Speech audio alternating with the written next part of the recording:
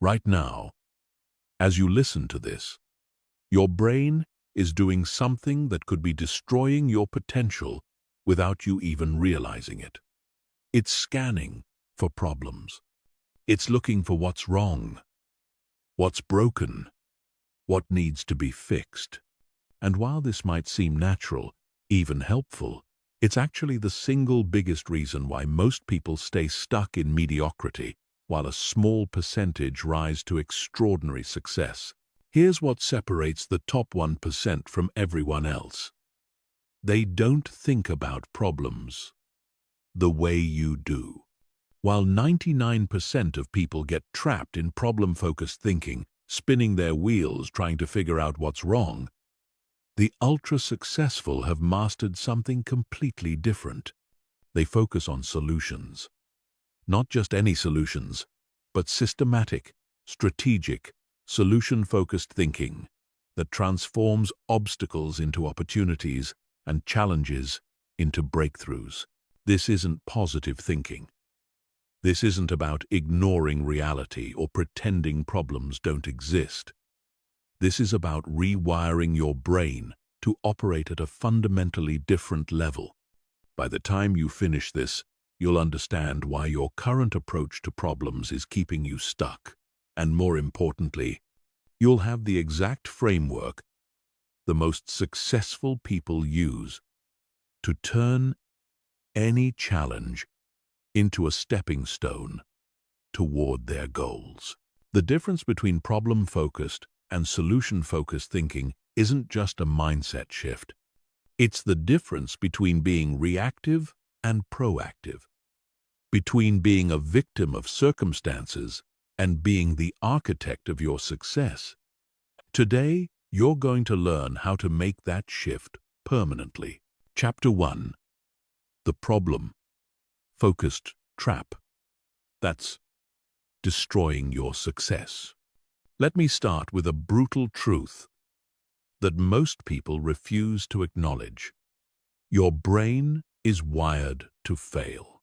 Not because it's broken, but because it's operating on ancient programming that's completely mismatched for the modern world.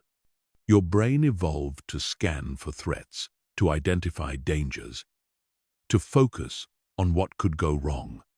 In a world of predators and survival, this served our ancestors well. But in today's world, this same mechanism is sabotaging your success every single day.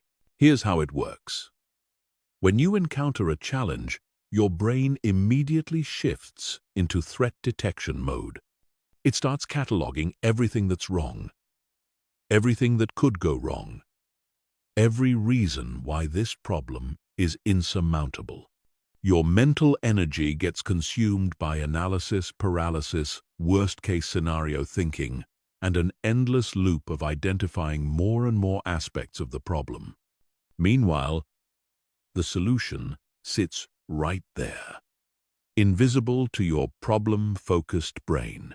Think about the last major challenge you faced. What did you spend most of your time thinking about?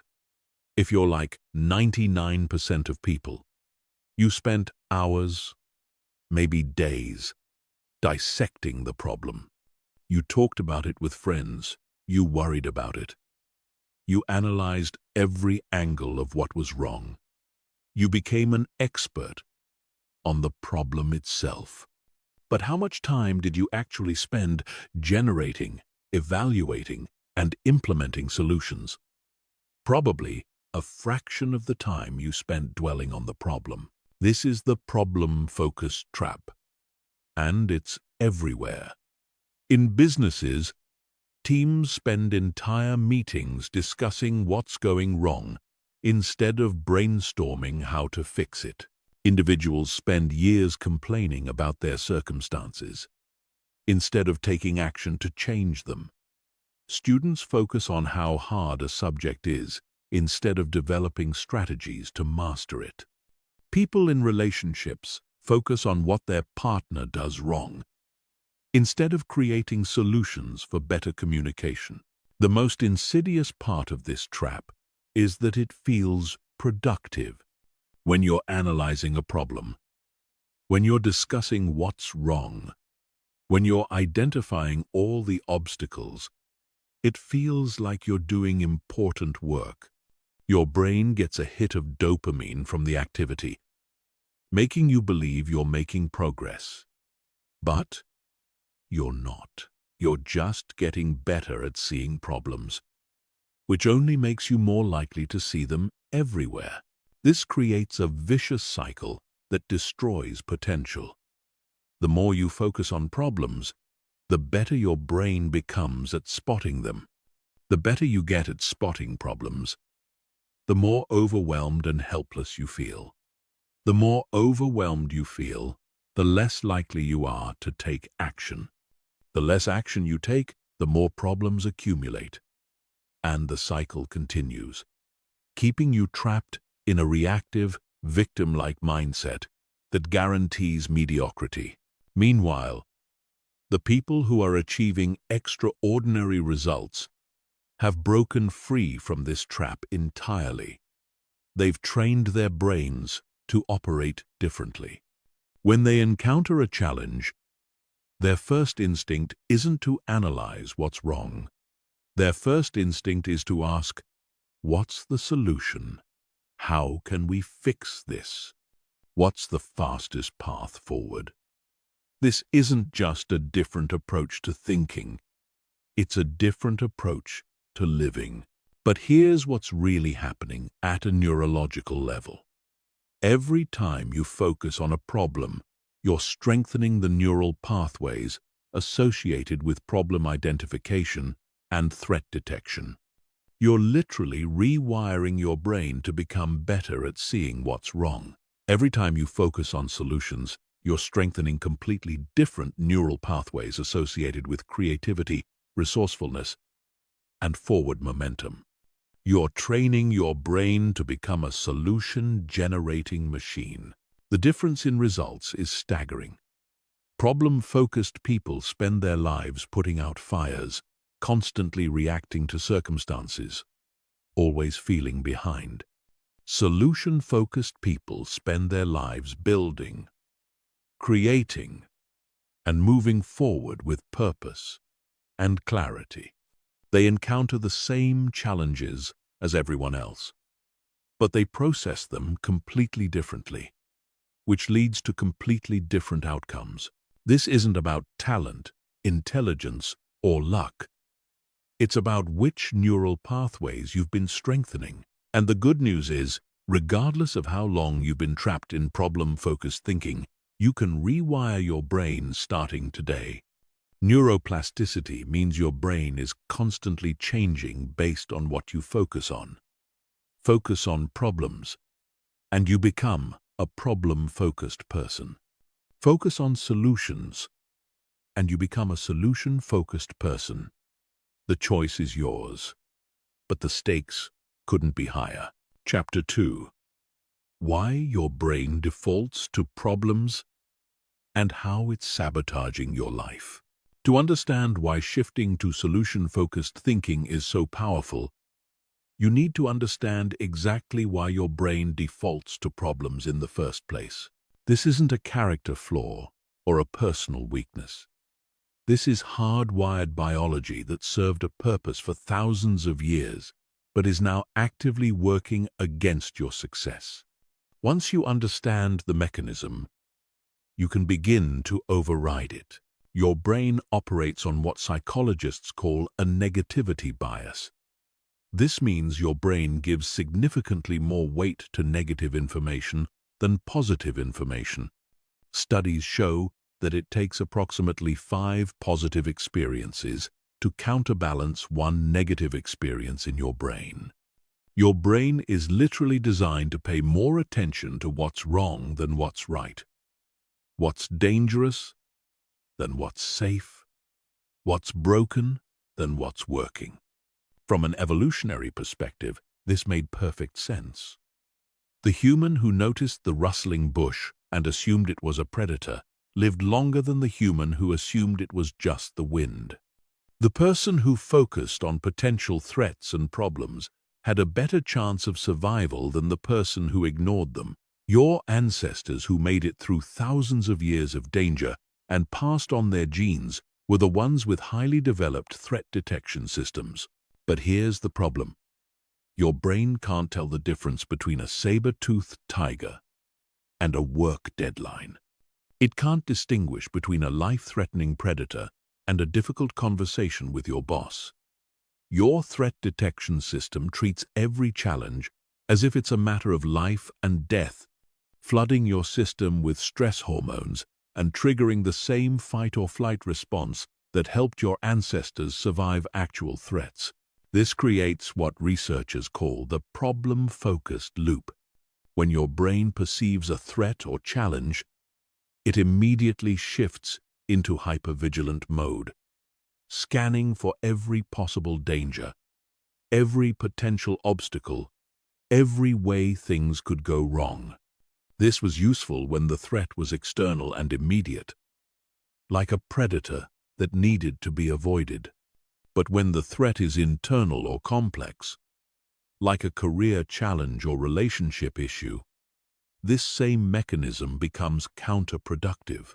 Instead of helping you escape danger, it traps you in endless loops of worry, analysis, and problem identification.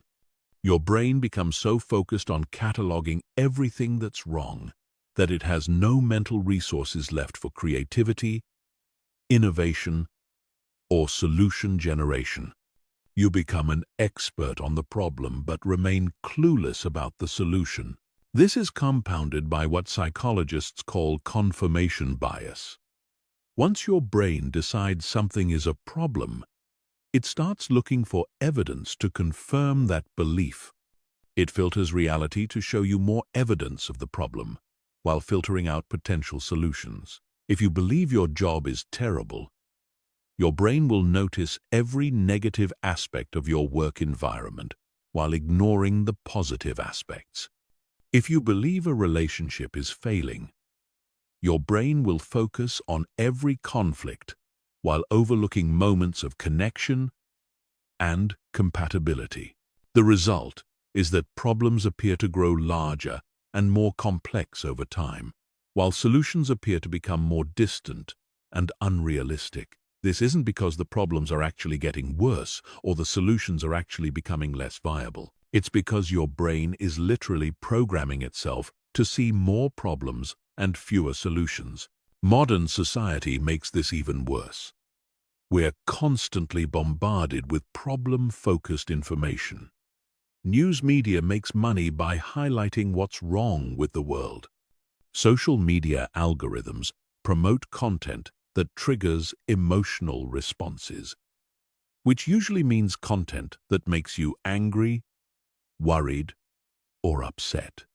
Even well-meaning conversations with friends often turn into problem-focused discussions where everyone takes turns sharing what's going wrong in their lives. This creates an environment where problem-focused thinking is not only normal, but actively reinforced by everything around you. You're swimming in a sea of problem-focused information, and your brain is absorbing all of it, becoming more and more skilled at identifying what's wrong while losing its ability to generate solutions. But here's what the top 1% understand that others don't. This is all programming, and programming can be changed. Your brain's default mode isn't permanent. With conscious effort and the right techniques, you can override your biological programming and train your brain to default to solution-focused thinking instead. The key is understanding that your brain is like a muscle. Whatever you exercise gets stronger. If you exercise problem identification, you become incredibly good at spotting problems. If you exercise solution generation, you become incredibly good at creating solutions. The neural pathways you use most frequently become your brain's default mode of operation. This means that every time you catch yourself focusing on a problem and consciously redirect your attention to potential solutions, you're doing more than just solving that particular challenge. You're literally rewiring your brain to become more solution-focused in general. You're building mental muscle that will serve you in every area of your life. The people who achieve extraordinary results haven't eliminated challenges from their lives. They've simply trained their brains to process challenges differently. Instead of getting stuck in problem analysis, they immediately shift to solution generation. Instead of becoming experts on what's wrong, they become experts on what's possible. This single shift changes everything. Chapter 3. The solution-focused mindset that separates winners from everyone else. Now that you understand why your brain defaults to problems, let's talk about what separates the ultra-successful from everyone else. The solution-focused mindset. This isn't just a different way of thinking about challenges. It's a completely different operating system that changes how you process information, make decisions, and take action. The solution-focused mindset starts with a fundamental assumption that most people reject. Every problem contains the seeds of its own solution. This doesn't mean every problem is easy to solve or that solutions are always obvious. It means that within every challenge lies information, resources, or opportunities that can be leveraged to create a pathway forward. Problem-focused people see obstacles. Solution-focused people see data. When a solution-focused person encounters a challenge, their brain immediately starts asking different questions. Instead of, "Why is this happening to me?" they ask, "What can I learn from this?" Instead of, "This is impossible," they ask, "What would have to be true for this to be possible?" Instead of, "What's wrong with this situation?" they ask, "What resources do I have that I haven't considered?" This shift in questioning completely changes the information your brain has access to. Your brain is essentially a search engine, and the questions you ask determine what results you get. Ask problem-focused questions, and your brain will search for and deliver problem-focused answers. Ask solution-focused questions, and your brain will search for and deliver solution-focused answers. But solution-focused thinking goes deeper than just asking different questions. It involves a fundamental shift in how you view your relationship to challenges.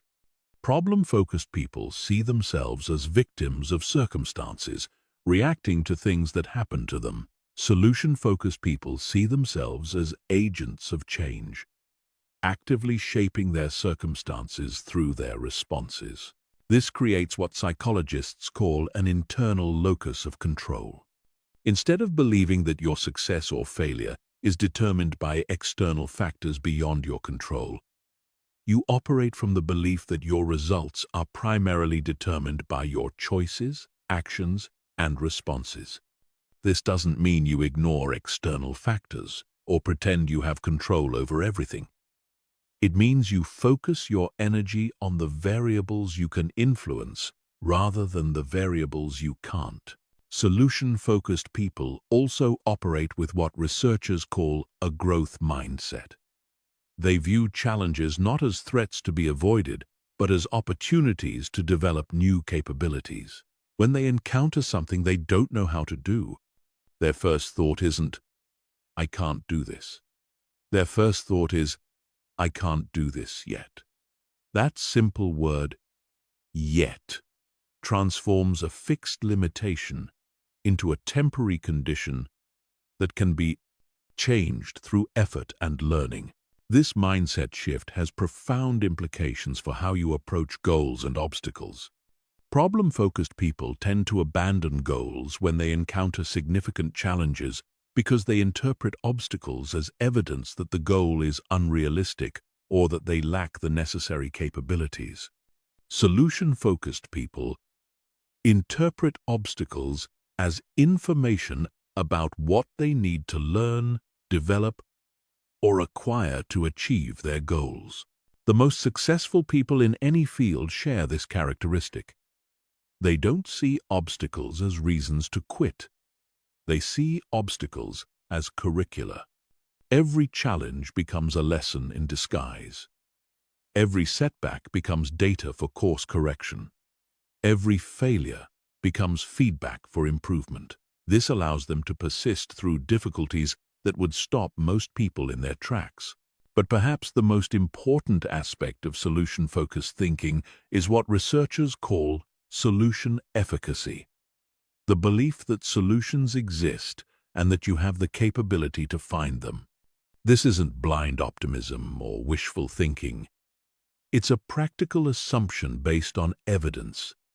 Throughout human history, people have consistently found ways to solve problems that initially seemed impossible.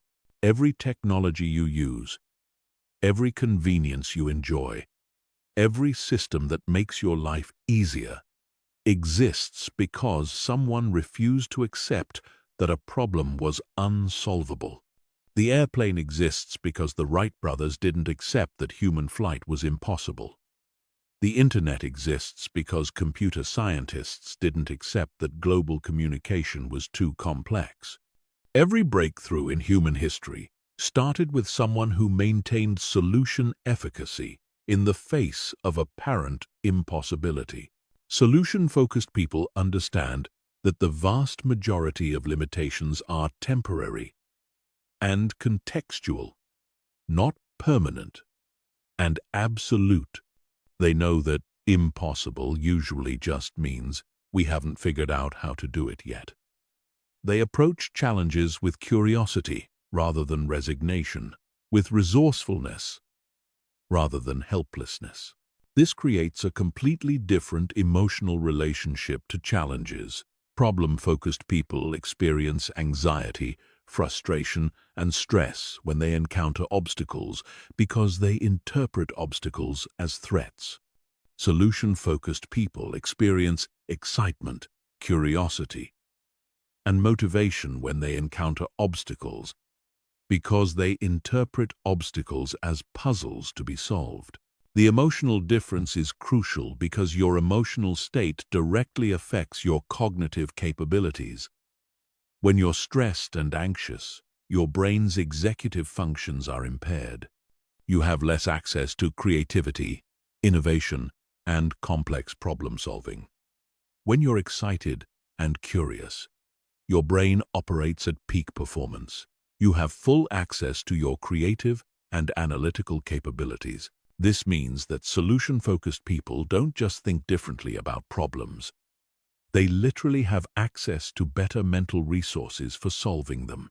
Their mindset creates a positive feedback loop where challenges enhance rather than diminish their problem-solving capabilities. Chapter 4. The Solution Focus Framework that Guarantees Results. Understanding the mindset is just the beginning. To actually transform how you approach challenges, you need a systematic framework that you can apply to any situation. The most successful people don't just happen to think about solutions. They have specific, repeatable processes that automatically direct their attention towards solutions and away from problems. This framework consists of 5 sequential steps that take you from problem identification to solution implementation.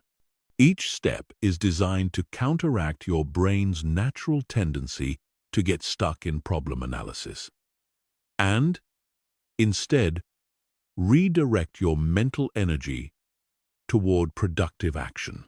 Step 1 is problem acknowledgement without problem immersion. This is a crucial distinction that most people miss. You can't solve a problem you don't acknowledge, but you also can't solve a problem you're drowning in. The key is to identify and define the problem clearly and concisely. Then immediately shift your focus to solution generation. Problem acknowledgement means stating the challenge in specific, factual terms, without adding emotional commentary or catastrophic interpretations. Instead of, "This is a disaster and everything is falling apart," you say, "Our revenue decreased by 15% this quarter." Instead of, "I'm terrible at public speaking and I'll never get better," you say, "I experience anxiety when speaking in front of groups." The goal is to get clear on what actually needs to be solved without triggering your brain's threat detection system. Step 2 is resource inventory. Before your brain can generate effective solutions, it needs to know what resources are available. Most people skip this step and jump straight to solution brainstorming, which limits their options to the most obvious approaches. Resource inventory forces you to take stock of everything you have available to address the challenge.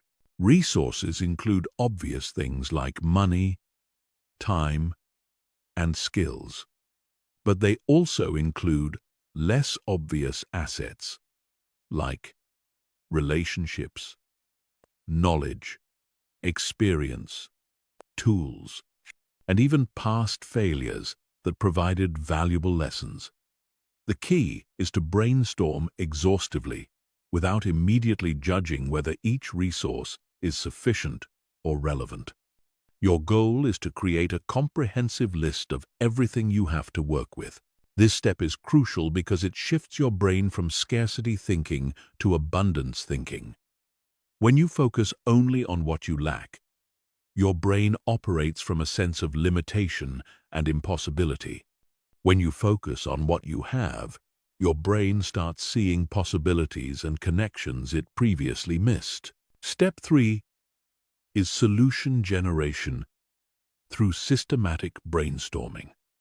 This is where most people's approach to problem-solving completely breaks down. They either generate one or two obvious solutions and stop there, or they get overwhelmed by trying to find the perfect solution immediately. Effective solution generation requires both quantity and systematic thinking. The goal in this step is to generate as many potential solutions as possible without immediately evaluating their feasibility. Your brain has two different modes: creative mode and analytical mode. They can't operate simultaneously, so you need to separate solution generation from solution evaluation. During this phase, no idea is too crazy, too expensive, or too difficult. Your only job is to generate options. Use specific prompting questions to stimulate creative thinking. If money were no object, how would I solve this? If I had all the time in the world, what would I do? If I could get help from anyone, who would I ask, and what would I ask them to do? What would someone with completely different background and experience do in this situation? How have other people solved similar challenges? The key is to push past your first few obvious ideas and force your brain to get creative. The best solutions are rarely the first ones you think of. They emerge when you push beyond conventional thinking and start exploring unconventional approaches. Step 4 is solution, evaluation, and selection. Now you switch from creative mode to analytical mode. You take all the solutions you generated and evaluate them based on specific criteria: feasibility, cost, time requirement, likelihood of success, and potential for additional benefits beyond solving the immediate problem. Create a simple scoring system where you rate each solution on a scale from 1 to 5 for each criterion. Then add up the scores. This prevents you from being swayed by solutions that sound exciting but aren't practical, or from dismissing solutions that seem boring but are highly effective. The goal isn't necessarily to find the perfect solution. It's to find the best solution given your current resources and constraints. Remember that you can always implement one solution now and implement additional solutions later if needed.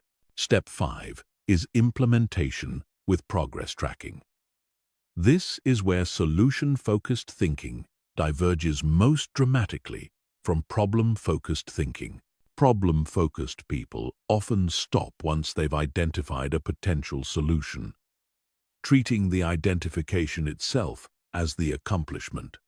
Solution-focused people understand that solutions only create results when they're implemented consistently and adjusted based on feedback.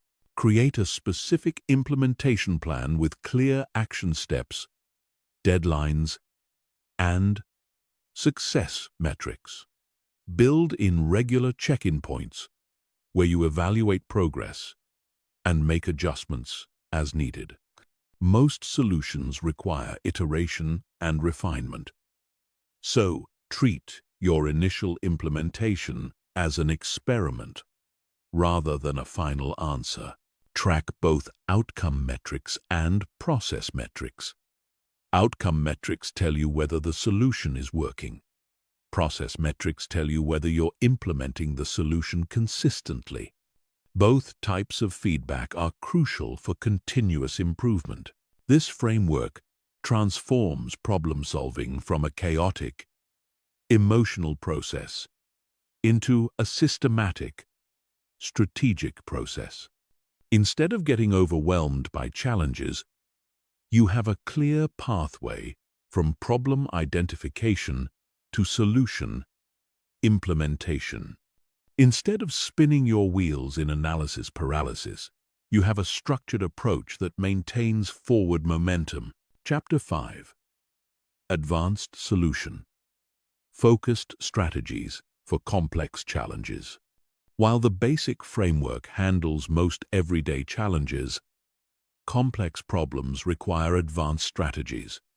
These are the techniques that separate good problem solvers from extraordinary ones. They're the methods that allow you to tackle challenges that seem impossible and find solutions that others miss entirely. The first advanced strategy is systems thinking. Most people approach problems as isolated incidents, but complex challenges are usually symptoms of larger systemic issues. Solution-focused people learn to zoom out and examine the broader system to find leverage points where small changes can create large improvements. Systems thinking starts with mapping the relationships between different elements of a problem. Instead of asking, "What's wrong with this specific situation?" you ask, "What patterns, processes, or structures are creating this type of situation repeatedly?" Instead of treating symptoms, you identify and address root causes. For example, if you're consistently missing deadlines, a surface-level solution might be working longer hours. A systems thinking approach would examine your entire workflow, how you estimate time requirements, how you prioritize tasks, how you handle interruptions, how you manage energy levels throughout the day. The solution might involve changing your estimation process, redesigning your workspace, or establishing new boundaries with colleagues. Systems thinking often reveals that what appears to be a resource problem is actually a design problem. You don't need more time. You need better systems for managing time. You don't need more money. You need better systems for generating and managing money. You don't need more willpower. You need better systems that require less willpower. The second advanced strategy is constraint theory. This comes from the principle that every system is limited by its weakest link.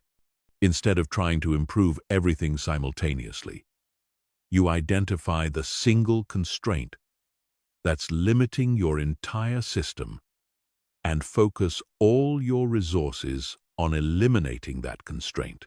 This requires honest analysis of where your bottlenecks actually exist. Most people assume their constraints are external, things like lack of money, time, or opportunities. But often the real constraints are internal, limiting beliefs, inadequate skills, poor systems, or ineffective habits. Once you identify your primary constraint, you apply what researchers call constraint elevation.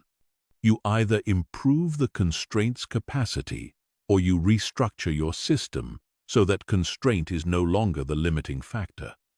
Sometimes this means developing new capabilities. Sometimes it means delegating or outsourcing. Sometimes it means changing your approach entirely. The power of constraint theory is that it prevents you from wasting energy on improvements that don't actually matter. If your constraint is lead generation, improving your sales presentation won't significantly impact your results. If your constraint is time management, learning advanced marketing techniques won't help. By focusing exclusively on your true constraints, you maximize the impact of your efforts. The third advanced strategy is solution stacking. Instead of looking for single solutions to complex problems, you combine multiple smaller solutions that work synergistically. This approach recognizes that complex challenges often require multifaceted responses. Solution stacking starts with breaking complex problems into smaller, more manageable components. Instead of trying to solve, "I want to build a successful business," you break it down into specific challenges: market research, product development, customer acquisition, operations management, financial planning. Each component can then be addressed with targeted solutions. The key is to look for solutions that address multiple components simultaneously. The best solutions often create positive spillover effects that improve several areas at once. For example, creating high-quality content for your business might simultaneously address customer education, brand building, lead generation, and search engine optimization. Solution stacking also involves sequencing your solutions strategically. Some solutions create prerequisites for other solutions. Some solutions compound when implemented together. By thinking strategically about the order and combination of your solutions, you can create momentum that accelerates your progress. The fourth advanced strategy is solution modeling. Instead of starting from scratch, you study how others have solved similar problems and adapt their approaches to your specific situation. This dramatically reduces the time and energy required to generate effective solutions. Solution modeling involves identifying people or organizations that have successfully addressed challenges similar to yours. You study their strategies, processes, and decision-making frameworks. You identify the principles behind their success and adapt those principles to your context. The key is to focus on principles rather than tactics. Tactics are specific actions that work in specific situations. Principles are underlying truths that can be applied across different contexts. For example, the specific marketing tactics that work for a software company might not work for a restaurant, but the principles of understanding your customer, creating value, and building trust apply universally. Solution modeling also involves studying failures, not just successes. By understanding what doesn't work and why, you can avoid costly mistakes and identify potential pitfalls before you encounter them. The fifth advanced strategy is solution evolution. This recognizes that the best solutions often emerge through iteration rather than perfect initial design. Instead of trying to find the perfect solution immediately, you implement good enough solutions and improve them based on real-world feedback. Solution evolution starts with rapid prototyping, creating quick, low-cost versions of potential solutions that allow you to test your assumptions and gather data. Instead of spending months planning the perfect approach, you spend days or weeks testing imperfect approaches and learning from the results. This approach is particularly powerful for complex challenges where you can't predict all the variables in advance. Instead of trying to plan for every contingency, you create adaptive solutions that can be modified based on what you learn through implementation. Solution evolution also involves building feedback loops into your solutions. You establish metrics and checkpoints that tell you whether your solutions are working and how they can be improved. This allows you to course correct quickly rather than persisting with ineffective approaches. These advanced strategies transform your approach to complex challenges. Instead of being overwhelmed by complexity, you have specific tools for breaking down and systematically addressing even the most difficult problems. Instead of hoping for breakthrough insights, you have reliable methods for generating innovative solutions. Chapter 6. How to reprogram your brain for automatic solution finding. The difference between people who occasionally think about solutions and people who automatically find solutions in every situation comes down to neural programming. Your brain operates on habits, and right now, your mental habits are probably programmed for problem identification rather than solution generation. But with the right techniques, you can literally rewire your brain to make solution-focused thinking your default mode of operation. This reprogramming process works because of neuroplasticity, your brain's ability to form new neural pathways throughout your life. Every thought you think strengthens certain neural connections while weakening others. Every time you catch yourself focusing on a problem and consciously redirect to solutions, you're building new mental pathways. Do this consistently enough, and solution-focused thinking becomes as automatic as breathing. The first reprogramming technique is called the solution interrupt. This is a pattern interrupt that stops problem-focused thinking before it gains momentum. The moment you notice yourself analyzing what's wrong with a situation, you immediately ask yourself, what's one thing I could do right now to improve this situation? This question forces your brain to shift from analysis mode to action mode. The key is to make this interrupt automatic. Set reminders on your phone to ask yourself this question every hour for the first week. Write it on sticky notes and place them where you'll see them regularly. The goal is to interrupt problem-focused thinking so consistently that your brain starts making the shift automatically. The second technique is solution priming. This involves deliberately exposing your brain to solution-focused information throughout the day. Instead of starting your morning by checking news or social media, which primes your brain for problem-focused thinking, start with content that showcases human ingenuity, problem-solving, and achievement. Read biographies of people who overcame significant challenges. Listen to podcasts about innovation and entrepreneurship. Watch documentaries about breakthrough discoveries. Study case studies of companies that turned around from failure to success. This isn't about blind positivity. It's about training your brain to see examples of successful problem-solving so it knows what's possible. Solution priming also involves changing your language patterns. Problem-focused people use language that emphasizes limitations. I can't. It's impossible. There's no way. This always happens. Solution-focused people use language that emphasizes possibilities. How might I? What if? There must be a way. This is interesting. Your language doesn't just reflect your thinking, it shapes your thinking. When you consistently use solution-focused language, you literally program your brain to look for solutions.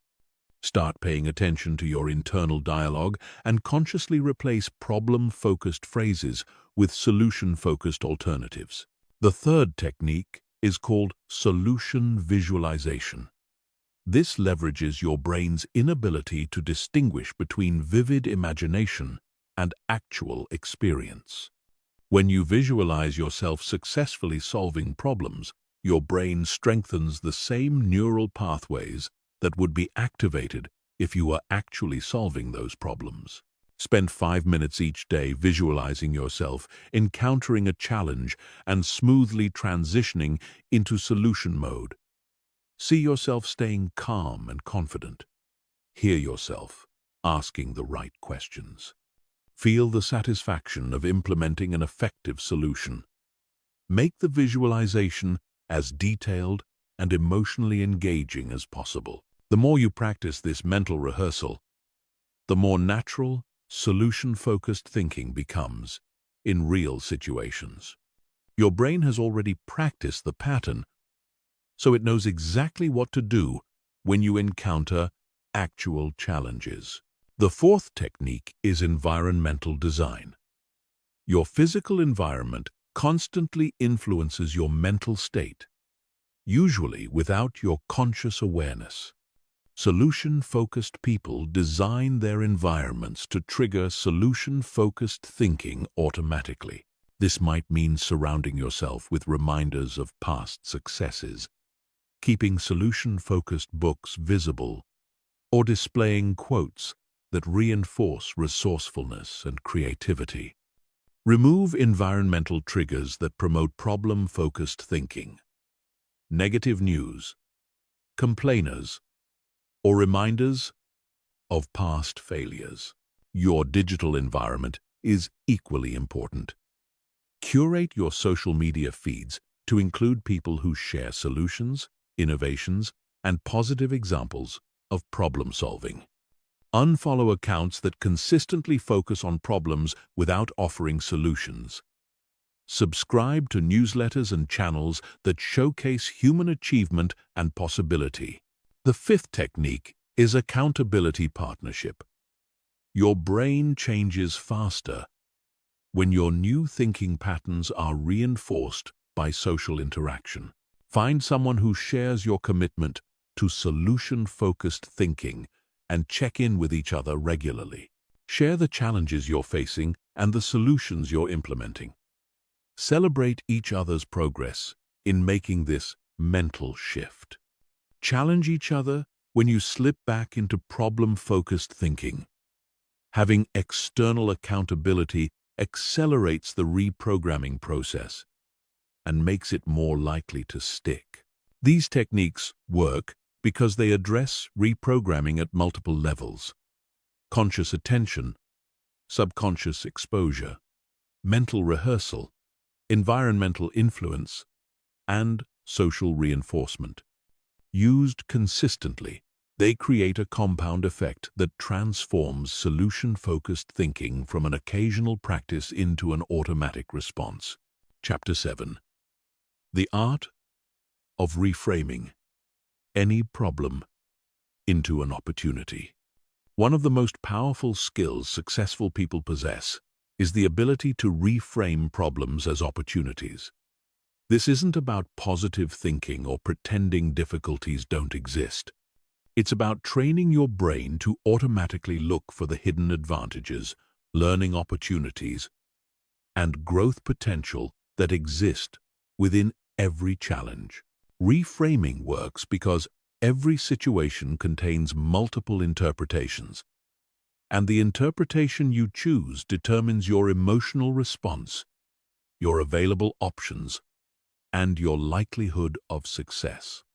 Problem-focused people automatically interpret challenges as threats, which triggers stress, narrows their thinking, and leads to defensive behavior. Solution-focused people automatically interpret challenges as opportunities, which triggers excitement, broadens their thinking, and leads to creative action. The first reframing technique is called the opportunity scan. When you encounter any challenge, immediately ask yourself 3 specific questions. What could this situation teach me? How could this experience make me stronger? And what possibilities does this open up that wouldn't exist otherwise? These questions force your brain to search for positive aspects of the situation. Your brain is essentially a search engine, and it will find whatever you're looking for.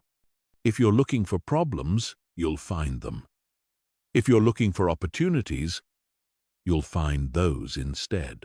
For example, if you lose your job, the problem frame focuses on lost income, damaged reputation, and financial stress. The opportunity frame focuses on the chance to pursue a better position, learn new skills, or start a business you've been considering. Both interpretations acknowledge the same facts, but they lead to completely different emotional states and action plans. The second reframing technique is called competitive advantage identification. Every challenge you face is also being faced by your competitors, colleagues, or peers. The question is, how can you respond to this challenge in a way that gives you an advantage over others who are facing the same situation? Most people respond to challenges by trying to get back to where they were before the challenge occurred. Solution-focused people respond to challenges by using them as springboards to reach higher levels than they've ever achieved before. They understand that challenges are universal, but responses are what create differentiation. When the economy struggles, most businesses focus on survival. Smart businesses focus on using the downturn to improve their operations, acquire talent, and position themselves for explosive growth when conditions improve. When an industry faces disruption, most companies resist the change. Smart companies figure out how to lead the change and capture the opportunities it creates. The third reframing technique is called resource expansion. Problem-focused people see challenges as depleting their resources. Solution-focused people see challenges as opportunities to develop new resources. Every problem you solve makes you stronger, smarter, and more capable of solving future problems. Think about the most difficult challenges you've overcome in your life. How did conquering those challenges change you? What capabilities did you develop? What confidence did you gain? What relationships did you build? What knowledge did you acquire? The resources you gained from overcoming those challenges probably far exceeded the resources you expended solving them. This perspective transforms your relationship with difficulty. Instead of seeing challenges as costs, you see them as investments. Instead of avoiding difficult situations, you actively seek out challenges that will help you grow. This shift alone dramatically accelerates your personal and professional development. The fourth reframing technique is called timing optimization. Problem-focused people see challenges as interruptions that occur at the worst possible times. Solution-focused people understand that the best time to develop new capabilities, strengthen relationships, and gain competitive advantages is often during challenging periods. Economic downturns create opportunities to acquire assets at discount prices. Industry disruptions create opportunities to establish new market positions. Personal setbacks create opportunities to reassess priorities and make necessary changes that you've been postponing. The key is recognizing that timing is often perfect, even when it doesn't feel that way. The fifth reframing technique is called story restructuring. Your brain makes sense of events by creating narratives, and the story you tell yourself about what's happening determines how you feel and what actions you take. Problem-focused people create victim stories where things happen to them.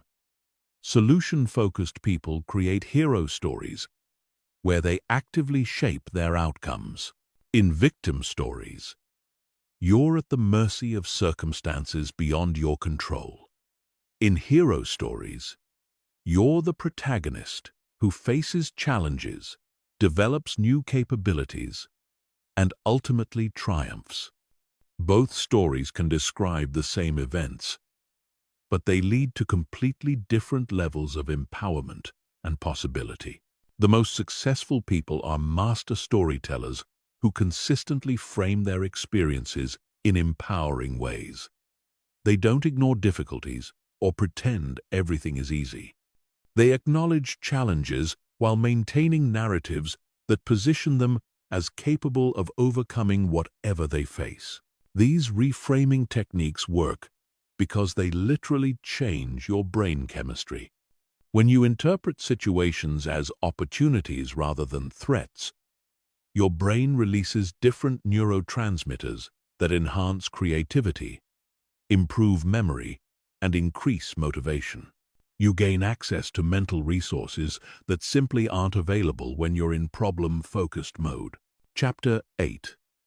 Solution-focused communication that transforms relationships and results. Most people don't realize that the way they communicate about challenges either amplifies problems or accelerates solutions. Problem-focused communication creates drama, spreads negativity, and keeps everyone stuck in analysis paralysis. Solution-focused communication builds energy, generates ideas, and moves teams toward action. Master this distinction, and you'll transform every relationship and dramatically improve your results. The foundation of solution-focused communication is understanding that every conversation is either moving toward problems or moving toward solutions. There's no neutral ground. When you engage in problem-focused communication, you're training everyone involved to become better at seeing what's wrong. When you engage in solution-focused communication, you're training everyone to become better at seeing what's possible. The first principle of solution-focused communication is acknowledgement without amplification. You can acknowledge that problems exist without making them the focus of the conversation. Problem-focused communicators spend most of their time describing problems in detail, which amplifies the emotional impact and makes the problems seem larger and more overwhelming than they actually are. Solution-focused communicators acknowledge problems briefly and factually, then immediately shift the conversation to solution exploration. Instead of saying, "This is a disaster and I don't know how we're going to handle it," you say, "We have a challenge that needs our attention. Let's figure out how to address it." The difference in language might seem subtle, but the impact on everyone's mental state is profound. Problem-focused language triggers stress responses that impair thinking. Solution-focused language triggers curiosity and creativity that enhance thinking. The second principle is question design. The questions you ask determine where the conversation goes and what kind of thinking you stimulate in others. Problem-focused questions keep everyone focused on what's wrong. Why did this happen? Who's responsible for this mess? How bad could this get? Solution-focused questions redirect attention to what's possible. What are our options? What resources do we have? What's worked in similar situations? Master solution-focused questioning, and you can redirect any conversation from problem analysis to solution generation. Instead of asking, "Why are our sales declining?" ask, What are 3 things we could do to increase sales? Instead of asking, why is this project behind schedule? Ask, what would need to happen to get back on track? The third principle is energy management. Problem-focused communication drains energy from everyone involved.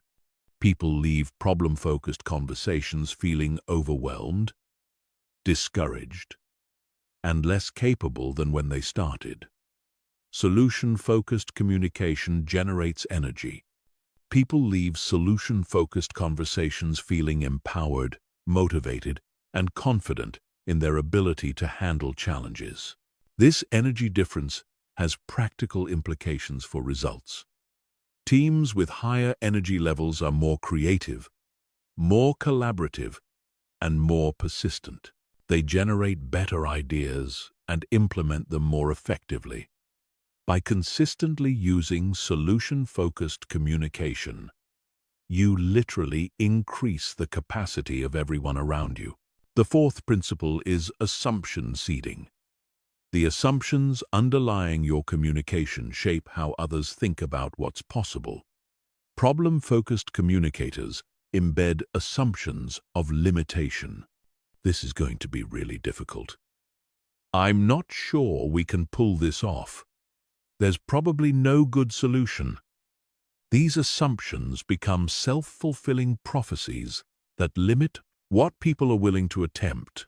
Solution-focused communicators embed assumptions of capability. We'll figure this out. There's definitely a way to handle this. We've solved tougher challenges before. These assumptions create psychological safety that allows people to think more creatively and take more intelligent risks. The fifth principle is momentum building. Problem-focused communication creates psychological momentum toward negativity and helplessness. Each problem that gets discussed in detail makes the next problem seem more serious. Solution-focused communication creates psychological momentum toward resourcefulness and action. Each solution that gets generated makes the next solution easier to find. You can use this momentum effect strategically by starting meetings with quick wins and successful examples before addressing more challenging issues.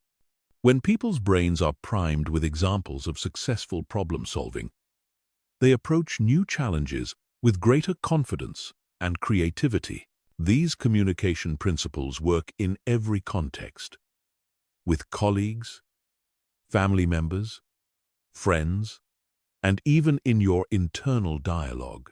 The more consistently you apply solution-focused communication, the more you'll notice that the people around you start adopting similar patterns. You become a positive influence that raises the thinking level of everyone in your environment. Solution-focused communication also changes how people see you. Instead of being known as someone who brings problems, you become known as someone who brings solutions. Instead of being the person people avoid when they're struggling, you become the person they seek out when they need help thinking through challenges. This shift in reputation creates opportunities that wouldn't exist otherwise. People want to work with solution-focused individuals because they make everything easier and more pleasant. They want to promote solution-focused employees because they improve team performance. They want to partner with solution-focused businesses because they deliver better results with less drama. Chapter 9. Building unshakable confidence through solution mastery. True confidence doesn't come from avoiding challenges or pretending problems don't exist. It comes from knowing that whatever challenge you face, you have the capability to find a solution. This is what separates people with genuine confidence from people with false bravado. Genuine confidence is built on proven competence in solution finding, not on hope or positive thinking. The relationship between solution-focused thinking and confidence creates a powerful upward spiral. The more skilled you become at finding solutions, the more confident you feel facing new challenges. The more confident you feel, the more willing you are to tackle difficult problems. The more difficult problems you solve, the more skilled you become at finding solutions. This cycle continues indefinitely, constantly expanding your capabilities and confidence. Most people experience the opposite cycle. When they encounter challenges they can't solve immediately, they lose confidence in their abilities. Lower confidence makes them less likely to attempt difficult challenges, which means they don't develop better problem-solving skills. Weaker problem-solving skills lead to more situations where they feel overwhelmed, which further reduces their confidence. This downward spiral keeps them trapped in mediocrity. The first strategy for building solution-based confidence is deliberate challenge progression. Instead of avoiding difficult situations, you systematically seek out challenges that are slightly beyond your current comfort zone. This allows you to build confidence gradually while developing increasingly sophisticated solution-finding abilities. Start with challenges that feel manageable but require you to stretch slightly. As you successfully solve these challenges, gradually increase the difficulty level. Each success builds evidence that you're capable of finding solutions, which gives you confidence to attempt even more challenging problems. The key is maintaining a success rate of approximately 70 to 80%. If you're succeeding more than 80% of the time, you're not challenging yourself enough to grow rapidly. If you're succeeding less than 70% of the time, you're attempting challenges that are too difficult and risk damaging your confidence. The second strategy is solution documentation. Most people solve problems and immediately forget about them, moving on to the next challenge without reflecting on what they learned. This wastes the confidence-building potential of their achievements. Solution-focused people systematically document their problem-solving successes and the lessons they learned from each experience. Keep a solution journal where you record every significant challenge you overcome. Include what the problem was, what solutions you tried, what worked, what didn't work, and what you learned from the experience. Review this journal regularly to remind yourself of your problem-solving capabilities and to identify patterns in your successful approaches. This documentation serves multiple purposes. It provides concrete evidence of your competence when you're facing a particularly difficult challenge. It helps you recognize patterns in your solution-finding process that you can apply to new situations.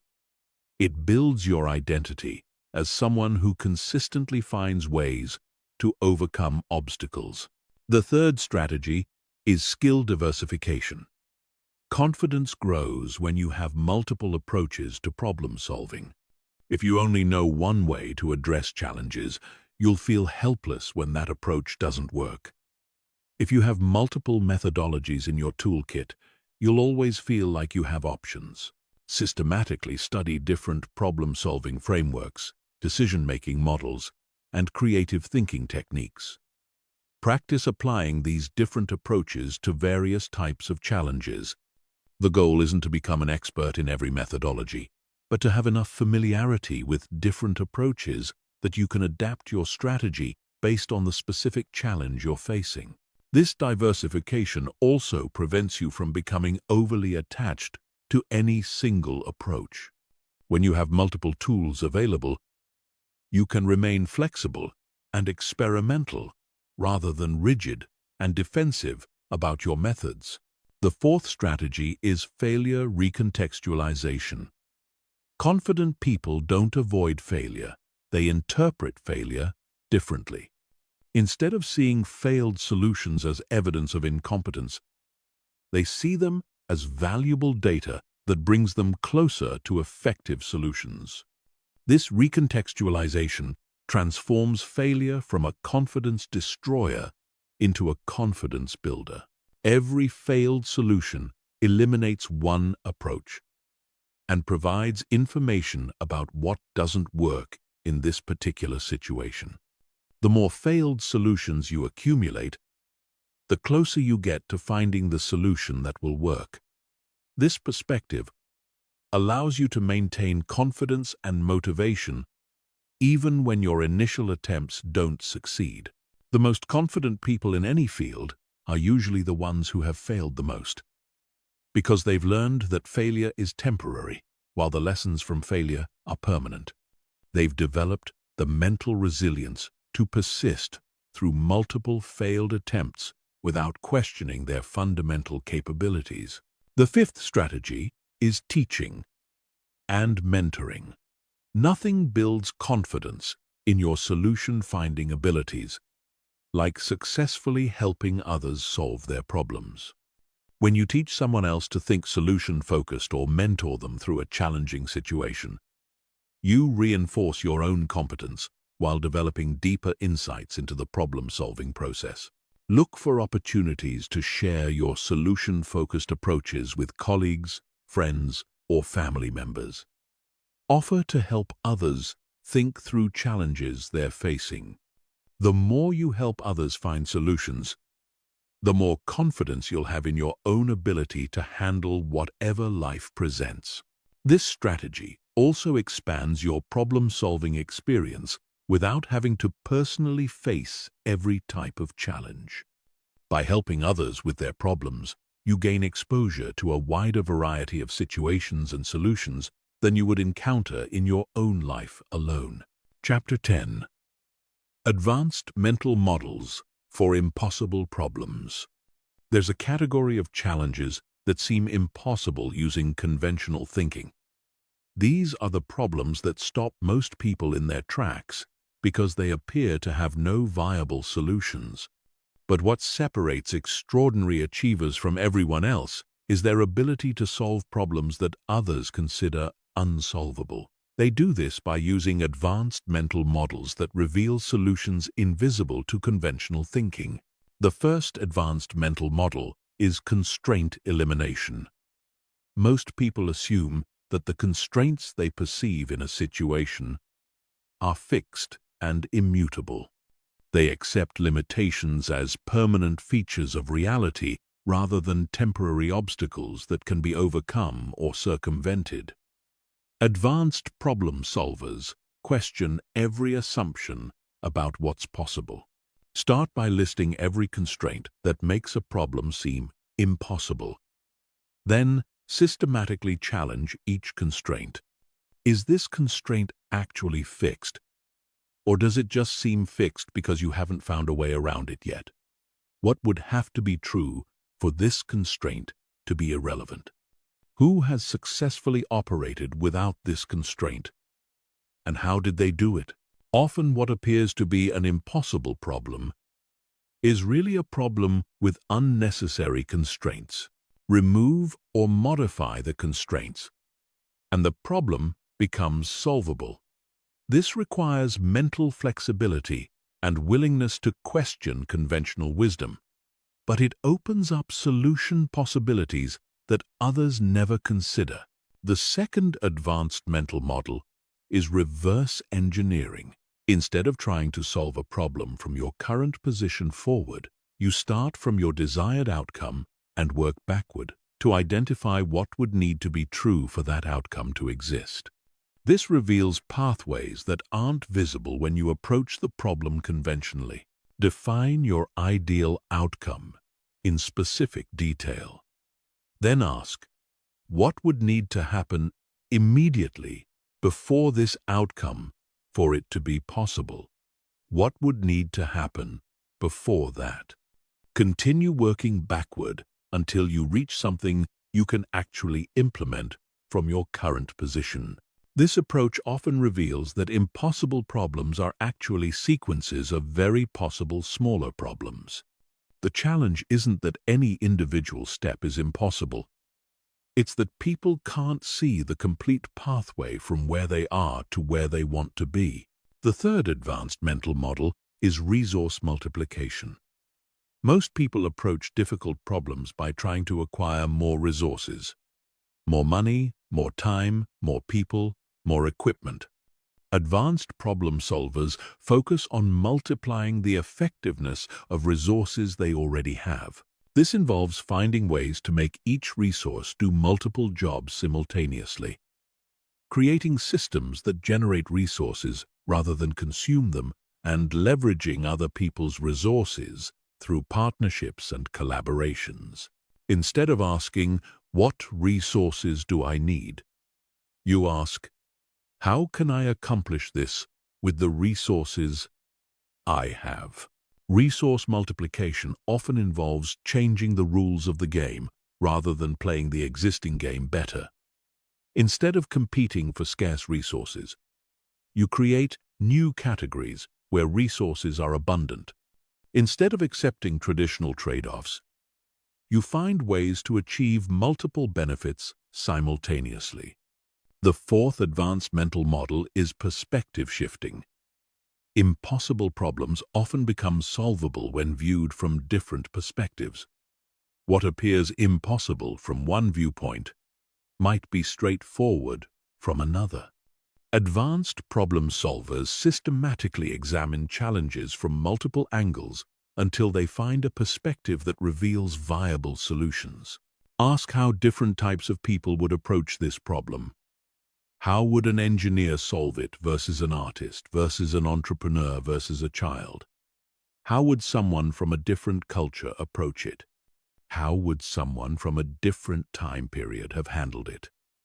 How would someone with unlimited resources solve it versus someone with no resources at all? Each perspective shift potentially reveals solutions that weren't visible from your original viewpoint.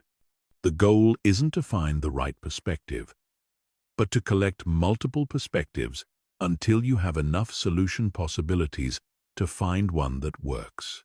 The fifth advanced mental model is paradox integration. Some problems appear impossible because they seem to require contradictory solutions. Advanced problem solvers learn to hold paradoxes in tension rather than trying to resolve them immediately. They look for ways to satisfy apparently opposing requirements simultaneously. Instead of choosing between speed and quality, they find ways to be fast and high quality. Instead of choosing between cost and features, they find ways to be inexpensive and feature-rich. Instead of choosing between growth and stability, they find ways to grow rapidly while maintaining stability. Paradox integration often requires creative redefinition of the problem itself. When you can't solve a problem as currently defined, sometimes the solution is to redefine the problem in a way that eliminates the contradictions. These advanced mental models work because they bypass the mental limitations that make problems appear impossible. They help you see beyond conventional constraints, discover hidden pathways, multiply your resources, shift your perspective, and integrate contradictions.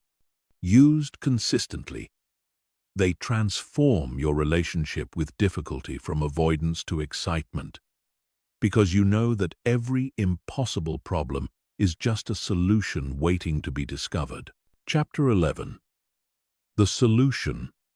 Focused daily operating system that guarantees progress. Knowing how to think about solutions isn't enough. The difference between people who occasionally apply solution-focused thinking and people who consistently achieve extraordinary results comes down to having a daily operating system that makes solution-focused behavior automatic. This isn't about motivation or willpower. It's about designing your days so that every routine, every habit, and every decision point reinforces solution-focused thinking. Most people wake up each morning in reactive mode. They check their phones immediately. exposing their brains to a flood of problems, crises, and negative information before they've even gotten out of bed. They start their days by consuming other people's problems instead of focusing on their own solutions. This sets a problem-focused tone that influences their thinking for the entire day. Solution-focused people understand that the first hour of your day programs your brain for everything that follows. They protect this time fiercely and use it to prime their minds for solution-oriented thinking. Instead of immediately diving into problems, they invest the first part of their day in activities that strengthen their solution-finding capabilities. The first component of a solution-focused daily operating system is the morning solution session. This is a 15-minute ritual that prepares your brain to operate in solution mode throughout the day. You start by reviewing your current challenges and identifying the specific solutions you'll implement today. Not just thinking about solutions, but committing to specific actions. This session serves multiple purposes. It shifts your brain into proactive mode instead of reactive mode. It gives you a clear focus for the day, so you're not wandering aimlessly from task to task. It builds momentum by connecting today's actions to your larger goals. And it reinforces your identity as someone who actively solves problems rather than someone who passively experiences them. During this session, you also practice solution visualization. You mentally rehearse yourself successfully implementing your planned solutions. You see yourself overcoming obstacles, staying focused, and achieving the results you want. This mental rehearsal strengthens the neural pathways associated with successful problem-solving and increases the likelihood that you'll actually follow through on your plans. The second component is strategic decision-making throughout the day. Every decision you make either moves you towards solutions or away from them. Solution-focused people develop the habit of asking themselves a simple question before every significant decision. Will this move me closer to solutions or deeper into problems? This question serves as a filter that helps you avoid activities, conversations, and commitments that drain your energy without creating progress. It helps you recognize when you're being pulled into problem-focused thinking and gives you a tool for redirecting your attention. Over time, this decision-making filter becomes automatic, protecting your mental resources for activities that actually create results. The third component is the evening solution review. Just as the morning session prepares your brain for the day ahead, the evening review processes what you learned and reinforces successful patterns. You spend 10 minutes reflecting on the solutions you implemented, what worked, what didn't work, and what you learned that will help you solve similar problems more effectively in the future. This reflection serves as a bridge between today's learning and tomorrow's application. Without deliberate reflection, most people solve problems and immediately forget about the process they used. They fail to extract the transferable principles that could help them solve future problems more efficiently. The evening review ensures that every problem you solve makes you better at solving all future problems. The fourth component is environmental optimization. Your physical and digital environments constantly influence your thinking patterns, usually without your conscious awareness. Solution-focused people deliberately design their environments to trigger solution-oriented thinking automatically. This means surrounding yourself with visual reminders of your capabilities, past successes, and current goals. It means organizing your workspace to minimize distractions and maximize focus. It means curating your information diet to include more solution-oriented content and less problem-focused noise. Every element of your environment should either support solution-focused thinking or be eliminated. The fifth component is energy management. Solution-focused thinking requires mental energy, and most people squander their best mental resources on low-value activities. By the time they encounter significant challenges, they're operating with depleted cognitive resources, which makes solution finding much more difficult. Solution-focused people treat mental energy like a precious resource that must be allocated strategically. They tackle their most important problem-solving work when their energy levels are highest. They protect their peak performance hours from interruptions, distractions, and low-value tasks. They understand that when your energy is low, your brain defaults to problem-focused thinking because it requires less effort than solution generation. The sixth component is progress tracking. What gets measured gets managed, and without clear metrics, it's impossible to know whether your solution-focused approach is actually creating results. Most people focus on outcome metrics alone, which can be discouraging because outcomes often lag behind efforts by weeks or months. Solution-focused people track both outcome metrics and process metrics. Outcome metrics tell you whether you're achieving your goals. Process metrics tell you whether you're consistently applying solution-focused thinking. By tracking process metrics, you can maintain motivation and momentum even when outcome results haven't appeared yet. These process metrics might include how many solutions you generated this week, how quickly you shifted from problem identification to solution implementation, how many times you caught yourself in problem-focused thinking and redirected to solutions, or how many other people you helped think more solution-focused. These metrics reinforce the behaviors that eventually create the outcomes you want. The seventh component is social reinforcement. Your thinking patterns are heavily influenced by the people you spend time with. If you're surrounded by people who constantly focus on problems, complain about circumstances, and avoid taking responsibility for solutions, their thinking patterns will gradually influence yours, regardless of your conscious intentions. Solution-focused people deliberately cultivate relationships with other solution-oriented individuals.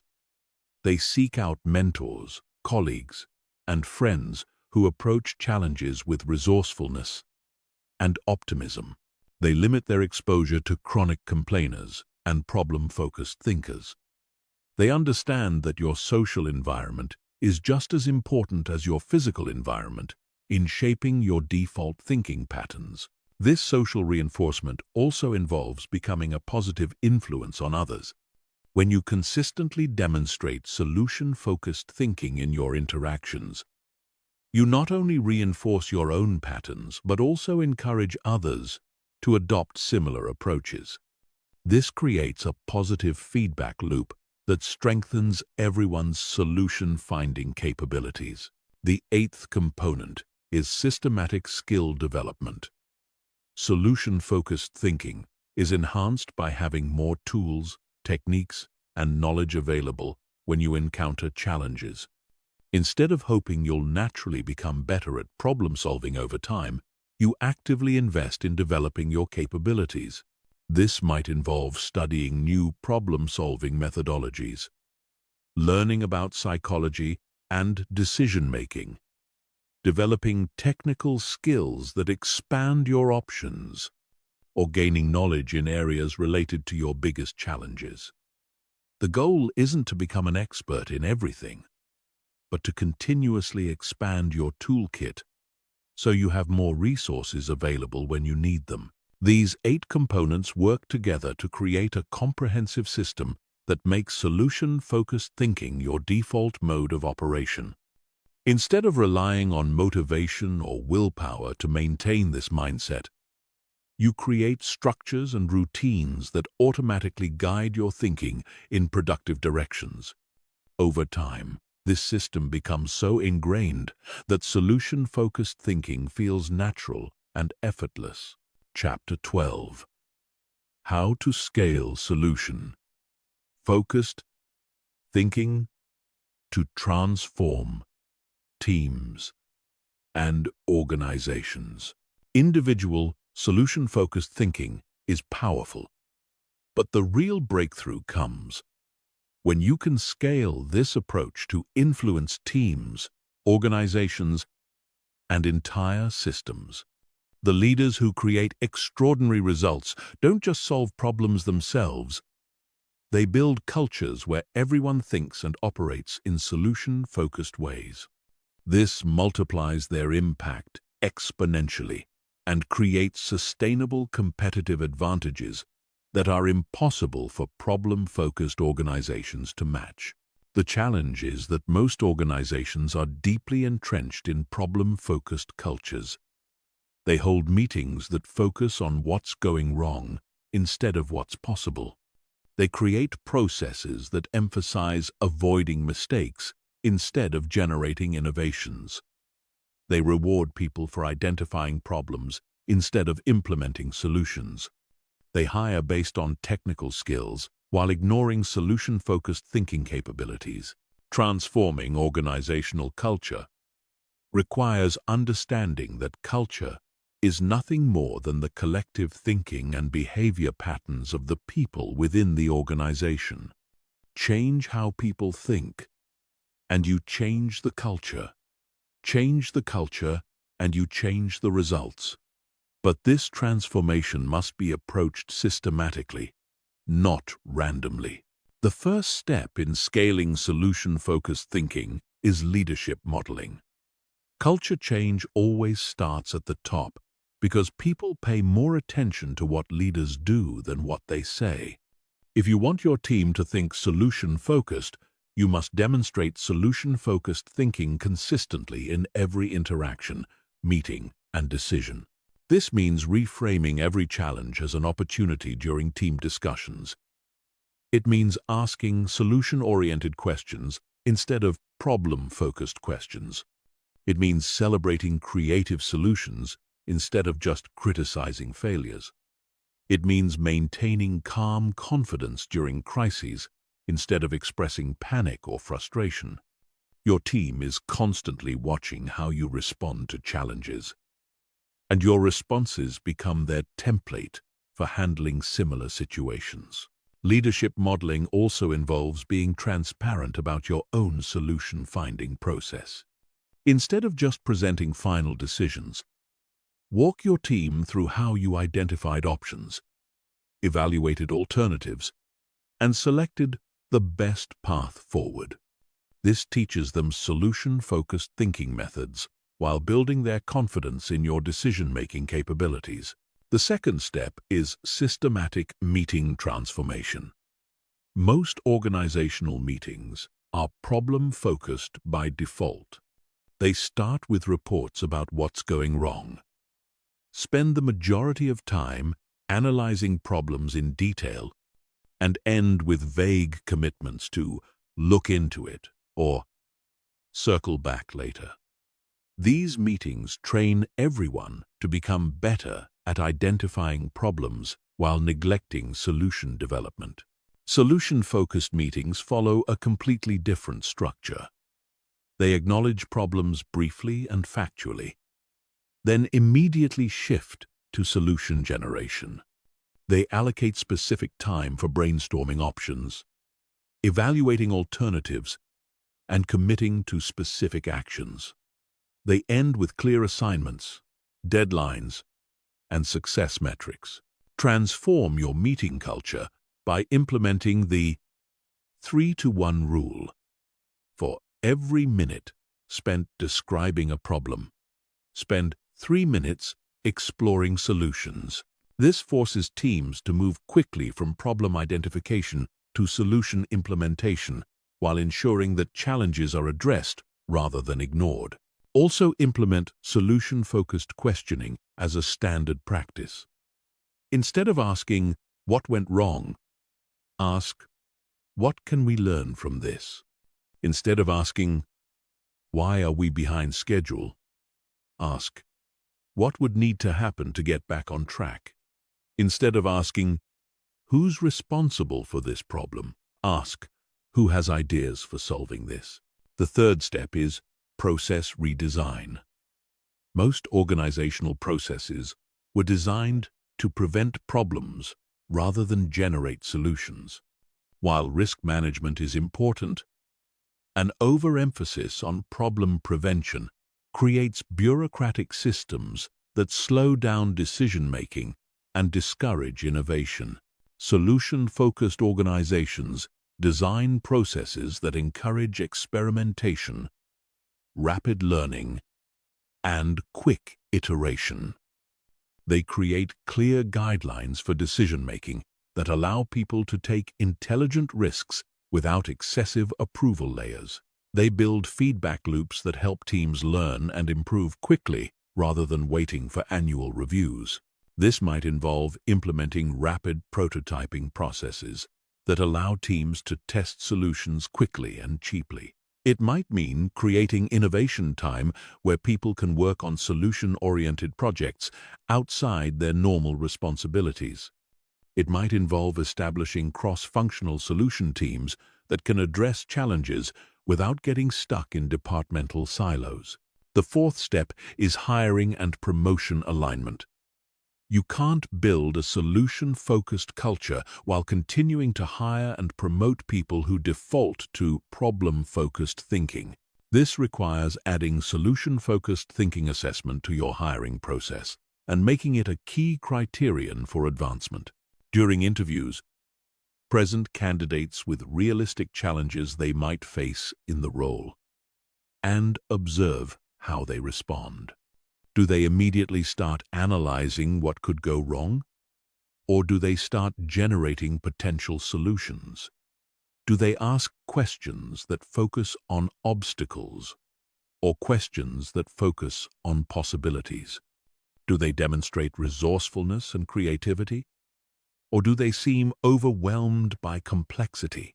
For existing employees, provide training and development opportunities that help them develop solution-focused thinking skills, but also be honest about the fact that some people may not be willing or able to make this transition. Having a few chronically problem-focused people in your organization can undermine the entire culture transformation effort. The fifth step is measurement and reinforcement. What gets measured and rewarded becomes the culture. If you want solution-focused thinking to become the norm, you must create metrics and rewards that reinforce this behavior while discouraging problem-focused patterns. This might involve tracking metrics, like the number of solutions generated per challenge identified, the speed from problem identification to solution implementation, or the percentage of meetings that result in specific action commitments. You might implement recognition programs that celebrate creative problem-solving and innovative thinking. More importantly, you must stop rewarding problem-focused behaviors that many organizations accidentally encourage. Don't promote people just because they're good at identifying what's wrong. Don't give extra attention to departments that constantly need help solving crises. Don't celebrate employees who work excessive hours to fix problems that could have been prevented with better systems. The sixth step is creating solution-sharing systems. One of the most powerful ways to reinforce solution-focused thinking is to make successful solutions visible throughout the organization. When someone develops an effective solution to a challenge, that knowledge should be captured and shared so others can benefit from it. This might involve regular solution-sharing meetings where teams present successful approaches to challenges they've overcome.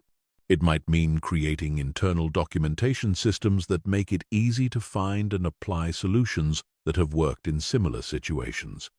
It might involve establishing mentoring relationships where experienced, solution-focused employees help others develop these capabilities. The goal is to create an environment where solution finding becomes a collective capability rather than just an individual skill. When everyone in the organization has access to the best thinking and most effective approaches, the entire system becomes more capable and resilient. The seventh step is external partnership alignment. Your organization's culture is influenced not just by your employees, but also by your vendors, customers, and partners. If you're working with external parties who consistently operate in problem-focused ways, their patterns will gradually influence your internal culture. Evaluate your external relationships through a solution-focused lens. Do your vendors proactively suggest improvements and innovations? Or do they just respond to problems after they occur? Do your customers approach you with collaborative solution seeking, or do they primarily contact you to complain about problems? Do your business partners bring new opportunities and creative ideas? Or do they mostly focus on limitations and obstacles? Where possible, choose to work with external parties who share your commitment to solution-focused thinking. When you can't choose your external relationships, be intentional about maintaining your solution-focused culture despite exposure to problem-focused thinking from outside parties. These 7 steps work together to create organizational transformation that goes far beyond individual behavior change. When successfully implemented, they create environments where solution-focused thinking becomes the default mode of operation for everyone in the system. This leads to faster problem-solving, more innovation, higher employee engagement, and dramatically better results. Chapter 13. Mastering Solution. Focused Thinking Under Extreme Pressure and Crisis. Anyone can think about solutions when things are going well. The true test of solution-focused mastery comes during crises, emergencies, and high-pressure situations, when your brain's ancient survival programming tries to take control. These are the moments that separate people who occasionally apply solution-focused thinking from people who have truly mastered it as a way of life.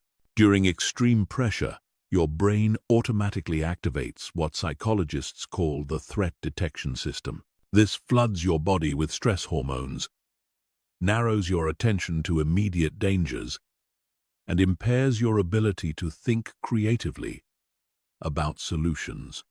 Your brain literally reduces access to the neural networks responsible for innovation, long-term thinking, and complex problem-solving. This is why most people make their worst decisions during crises.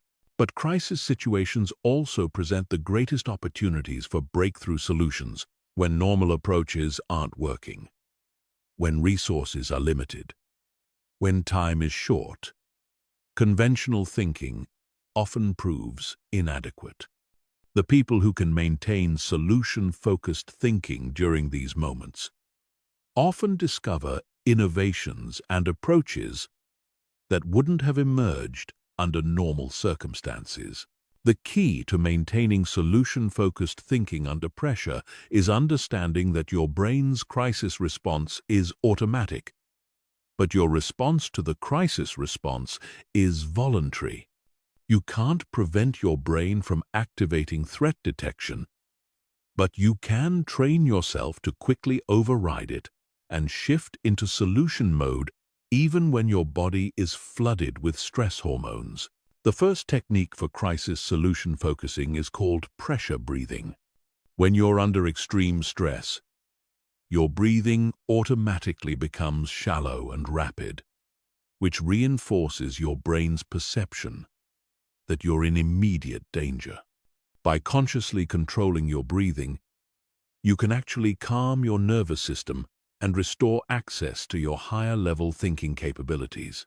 The specific technique involves taking slow, deep breaths where your exhale is longer than your inhale. Breathe in for 4 counts, hold for 2 counts, then exhale for 6 counts.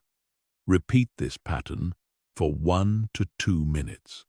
This activates your parasympathetic nervous system, which counteracts the stress response and allows your brain to shift from survival mode to problem-solving mode. This isn't just relaxation technique. It's a tool for accessing better thinking under pressure. When your nervous system is calm, you have access to creative thinking, memory recall, and strategic planning capabilities that are impaired when you're in stress mode. Taking 2 minutes to regulate your breathing can dramatically improve your ability to find effective solutions during crises. The second technique is called solution-focused situational assessment.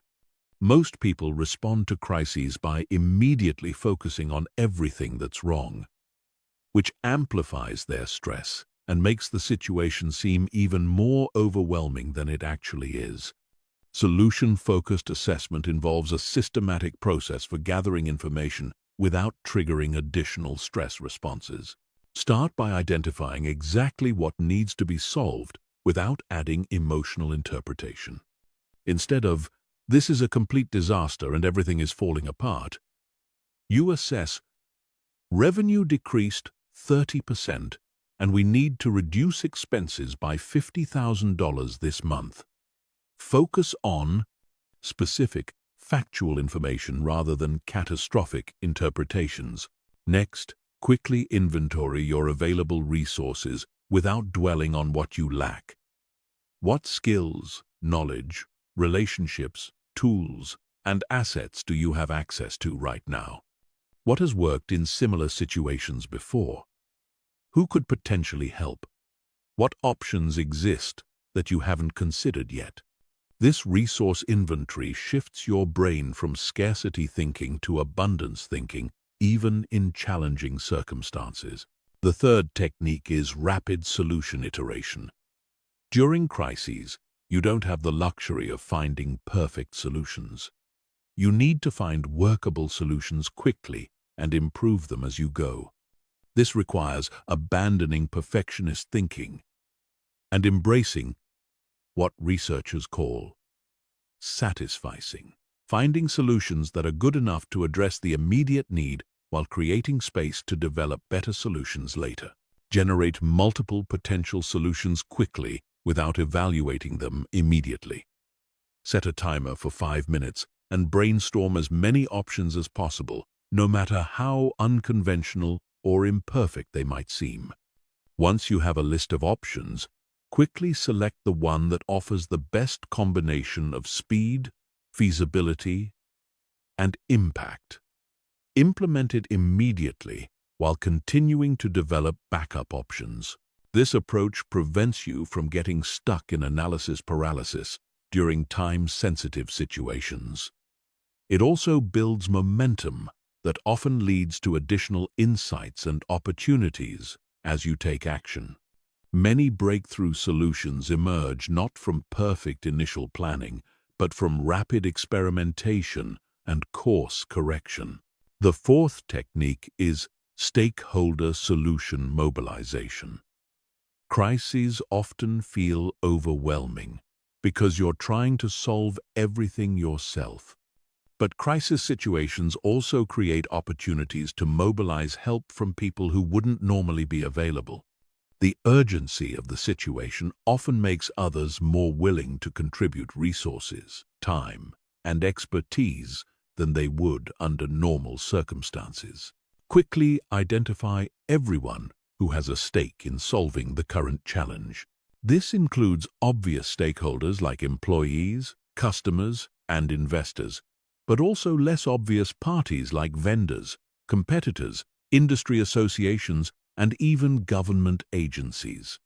During crises, traditional boundaries often become more flexible, creating opportunities for collaboration that wouldn't exist otherwise. Reach out to potential helpers with specific, actionable requests. Instead of just explaining the problem and hoping for help, present clear options for how they could contribute. Make it easy for others to say yes by giving them specific ways to help that match their capabilities and interests. The fifth technique is learning acceleration. Every crisis contains valuable lessons that can help you prevent similar situations in the future or handle them more effectively if they occur again.